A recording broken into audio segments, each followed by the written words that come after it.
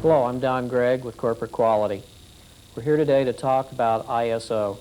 Your plant has been working very hard toward ISO registration, and I congratulate you for the work that you've been doing. Obviously, the time for the ISO audit is growing near. And with that coming near, you must have many questions in your mind. Questions like, what do I say to the auditor? What will the auditor want? What if I don't know the answer to some of the questions? The first thing I would like for you to do is not to worry. The audit is strictly about looking at our systems. It is not about catching us doing things incorrectly. Your role in the audit will be very simply to show the auditors the work that you do, the documentation and records that you have at your job site, and to generally help the auditor get the information required to determine if our system really meets the requirements of the ISO 9000 standards. To help us understand the things that we need to know going into the audit process, today I've invited Graham Hill from Tomlin and Associates to give us some hints and tips from his experience in working with ISO. Graham, would you like to tell us a little bit about yourself? Well, I've been involved in helping a number of companies implement ISO 9000. And from those experiences, we've learned a few things that will help to make this audit more successful. And those are the things that we want to share today with the folks. Okay. Well, Graham, I appreciate your joining us. I guess the first thing that's on our mind is what kind of questions will the auditors ask? Well, Don, basically they ask just 3 questions. The first one is, what is it that you do? Secondly, they'll say, how do you know that that is the right thing? And finally, they will say, show me. That sounds pretty basic, Graham. What else will the auditors expect us to do when they're there? Well, people being interviewed by an auditor should expect to demonstrate the work that they're performing. Also, the auditor could ask very specific questions about the forms, the paperwork, and the procedures that they use to help. And also, do expect them to ask questions as to how you became qualified for that work. And there are really only 3 ways in which you can become qualified. First, that is that you're performing a straightforward task that has been explained to you. You have the instructions, the paperwork, to show how that job should be performed. Secondly, you have been trained for that task, and there is a record of that training. And finally, there is a situation where you could have a previous qualification for that job. For example, you could be a journeyman machinist, you could be an electrician, a certified welder, a degreed accountant, or you could have some other form of formal qualification. Graham, that sounds pretty easy. Is it really that simple? Yes, it is. Except, of course, that the questions are going to be tailored to the job that they're actually performing whilst the auditor is there. The quality system is really a very complex thing and involves basically all the people in a plant. What can the auditors really learn from talking to one person? Each workstation is only one of many that will be visited by the auditor. To get a complete picture, they will talk to many different departments: manufacturing, assembly, purchasing, engineering. And they will take information from each of those to put together to make a complete picture. Understandably, the auditors are going to have an extremely busy schedule. Each person can help to keep the audit on schedule by responding with brief, to-the-point answers and having the relevant paperwork and the information available to them. Another thing we're going to do a case is to assign an escort to each of the audit teams. The escort's job will be to get the team throughout the plant wherever it needs to go, to make appointments for the team, and generally do whatever is required to make sure that the audit goes successfully and smoothly. Like most things, Graham, there must be some very simple hints and tips, things that we can do to make this audit a success. Can you help us understand what some of those might be? Right, Don. There are a few simple things that you should do to make sure that that audit goes right. But more importantly, there are certain things to avoid if an auditor stops to ask you questions. And here I'd like to give some advice to employees on how to respond effectively to an auditor's questions. Before the audit, read and understand the documented procedures, instructions, and other documents that relate to your job. Ask your supervisor to show you the procedures so you can read them and become so familiar with them that you can explain them and find them without hesitation. Become familiar with your local quality policy. Be able to describe it and know where a copy can be found to show to the auditor. Talk to your supervisor about what will happen during the audit. Ask plenty of questions if you're unsure of anything. Your ISO leader can also be of help in answering questions about ISO and the audit. Take the questions I outlined earlier and practice answering them for your job.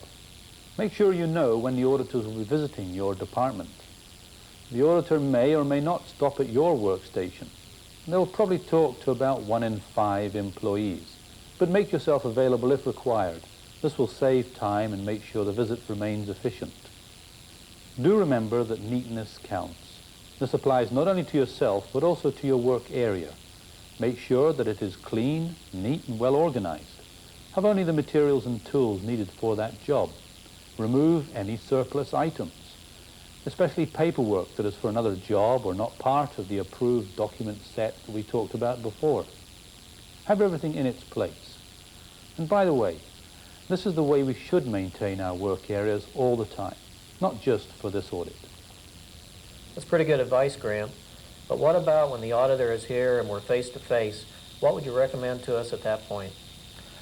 Well, as we discussed earlier, the auditor is focused and he has many areas that he needs to see, and he will be working from a very tight schedule. He needs to collect facts quickly, and my advice to help get this job done efficiently is to follow the following tips. Now, during the audit, be polite, professional, and open. Don't try to hide facts. It will just cause the auditor to ask more questions. Be sure you understand exactly what it is they want to see and achieve in your work area.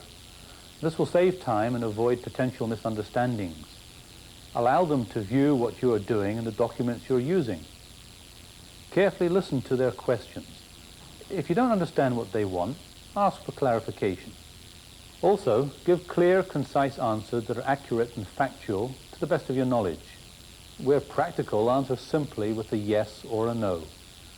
When a question requires more than that, don't elaborate beyond what it takes to answer the question. Don't offer unrequested information or discuss work that is the responsibility of others. This can result in a misunderstanding or cause the auditor to stray from the original schedule. If there is a period of silence after your answer, the auditor may be thinking about the response or the next question. If you feel you answered the question adequately, simply wait for the auditor to ask another question. Don't start elaborating. Use documents to support your answers. If a response can be most clearly answered by referring to a document, show it to the auditor. If it will help, take a procedure and read pertinent sections from it to reflect your knowledge of its content. If you're not certain what the auditor wants, say, "I'm sorry, I don't understand your question." If you don't know the answer to a question, be honest and just say so. Don't try to bluff the answer. You can refer the auditor to your supervisor, or in certain circumstances, the guide may be able to help. Don't try to answer a question about work that is not your responsibility. Refer the auditor to the person who is responsible and can most knowledgeably answer the question.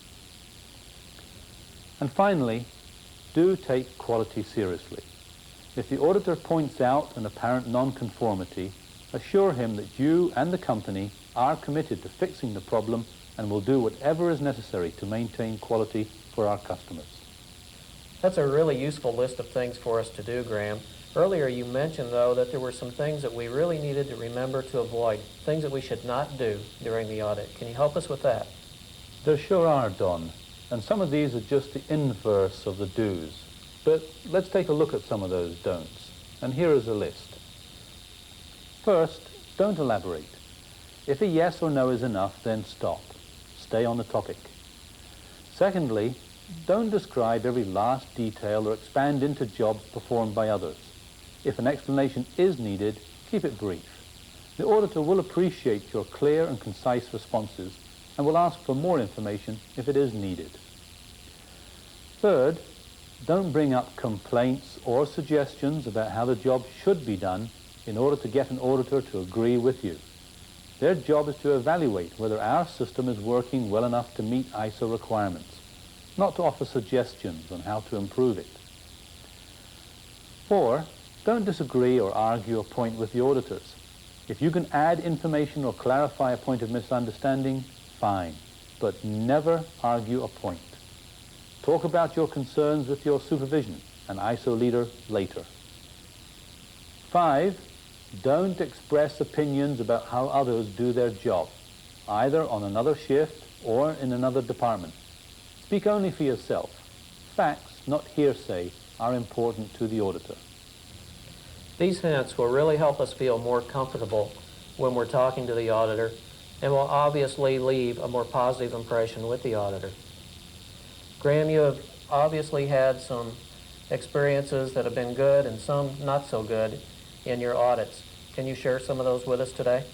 Yes, Don, let's take a look at a typical audit interview. And first, I suggest we take a look at one in the purchasing office. And this is where something went wrong. And then let's take a look at the same situation with the same people and see how it could be done in a better way. So let's take a look at these short TV situations.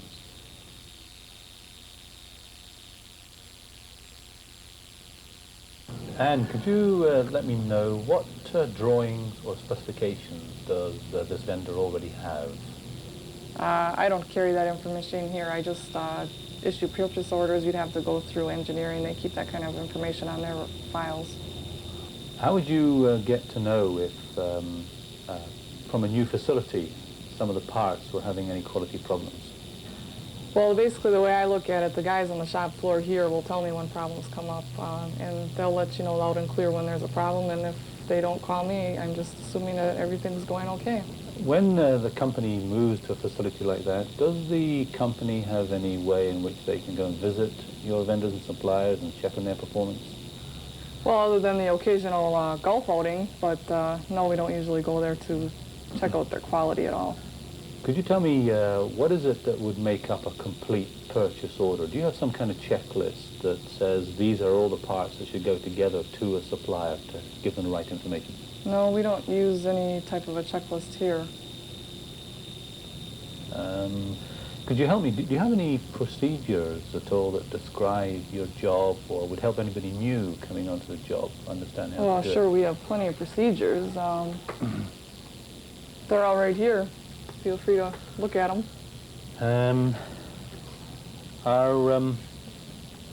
Is this a complete set? Yeah, I think it's all there. Is there a rubber band around it at all? There was one earlier. No, they're in different orders, and I see some of them are different dates. Could you help me here? Which one would you use to sort of say, this is the purchase order process? I don't even usually look at these procedures, to tell you the truth. I pretty much know my job from experience and memory, and I tell you the truth, I've never even used these procedures. They just gave them to us to keep on file because they told us you were coming. Graham, what could have been done to avoid these problems? Well, obviously they weren't prepared before that audit and seemed not to be ready to spend the time with the auditor. And some of the answers were filled with opinions and were a little bit vague. What it really needed was to be crisp, based on the procedures that apply to that area, and Anne didn't seem to know of the procedures, nor be willing to use them for the answers. Now, let's look at the same people and see how that audit could have been handled more positively.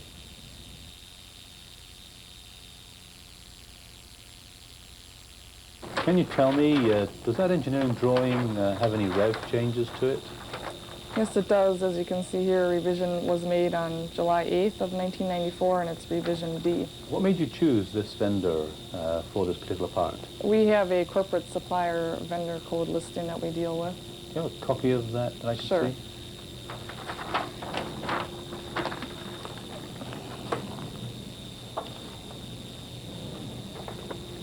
This is the list of all the tractor plant suppliers. Mm-hmm.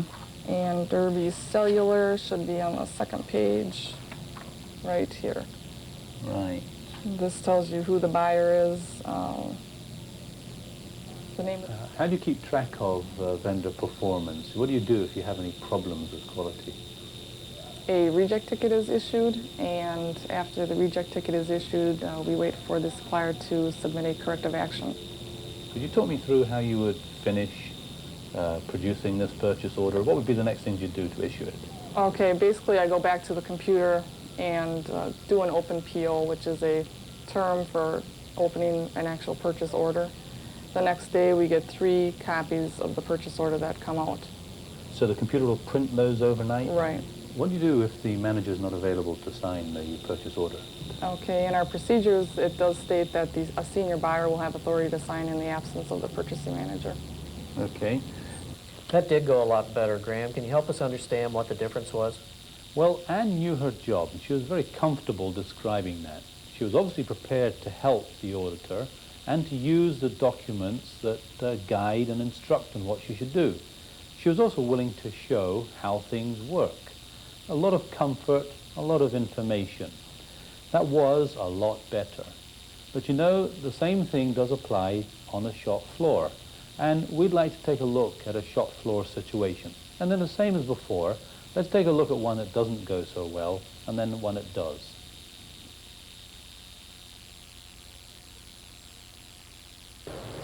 Kevin, I'm from QMI. I'm here doing the audit today, and I'm auditing the assembly line from one end to the other. Could you explain to me what you do in this particular job function? Just got done hanging wheels here on the unit. Well, how do you know the wheel is hung properly? Do you have any kind of job instructions? Yeah, somewhere I got them somewhere lying around here. Could I take a look at them, or could you locate them? Well, I don't have time, but there's a cabinet over there if you want to look in there, find them. How about the whole job here? Have you been trained on this? Yeah, I had a little bit of training when I first got here on the Did you? job. A man trained me. Do you have records of that? Do you think that's in your profile? And Well, Human it's somewhere. Resources? I don't know who has it. You might just check with the supervisor. Okay, thank you. I see you've got a torque wrench in your hand. Is that torque wrench calibrated? Could you tell me about that? Well, I'm not sure. I don't see the tag on it clearly, so I can't tell you the last time it was checked. Defective parts, what do you do with those? Or do you have defective parts? Well, when we do get a defective part, we tag it. Okay. How do you keep the next shift from using that part? Do they know what the tag is? Well, we don't have another shift, so what's in the area is... And if you're sick tomorrow, what happens? Somebody Well, else comes online. Well, he was going to have to take care of it. That'd be his problem, not mine. And back to that torque wrench. That bothers me because the torque setting says that you're going to use 90 foot-pounds, and if you don't look at that occasionally, it may mean 95 or 105, and if you click too quick, there's no instructions with the torque wrench. No, there as isn't. I understand it. Just natural ability. Okay, very good. Graham, you know, you're right. This looked exactly like the purchasing example. Yes, this is again a good illustration of how not to make an audit successful, regardless of where you work. The hints that we gave earlier are just as valid, and what we'd really like to do is take a look at an assembly area and see how it could be made better. Let's note here some of those tips that we gave earlier in terms of how to respond.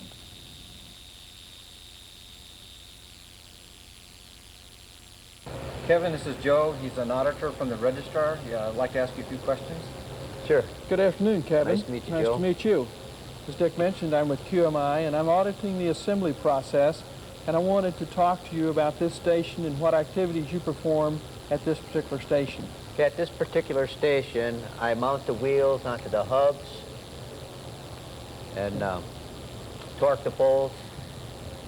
And then as that's completed, then I go to the rest of my jobs that I have to complete. Could you explain to me how you know what to do within this assembly operation? Utilize bill cards, man assignments, method sheets, checklists.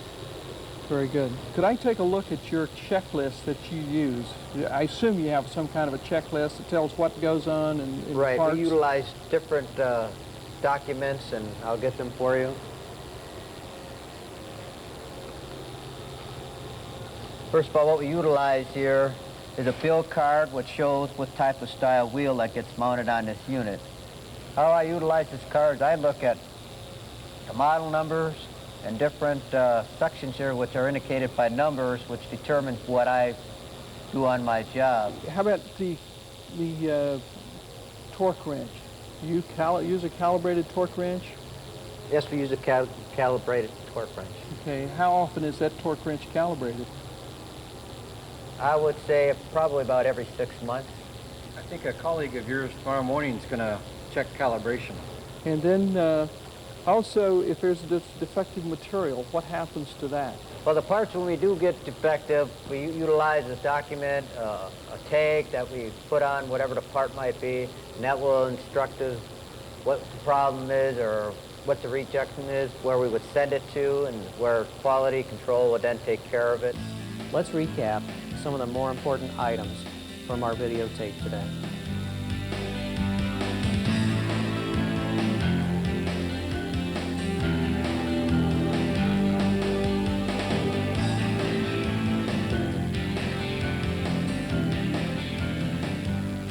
I think that we'll find that, as Graham said earlier, it really is that simple. All we really need to do is to know those procedures that apply to our job, become very familiar with them, and be able to describe the procedures and the way we do our work to the auditors when they arrive in very clear, concise, and factual terms. If we do that, all will go well and the audit will be a success. Again, if you have questions, please contact your supervisor or your ISO leader ahead of time, and by all means, be prepared when the auditors arrive. I'd also like now to thank Graham Hill and to the rest of the people in our cameos.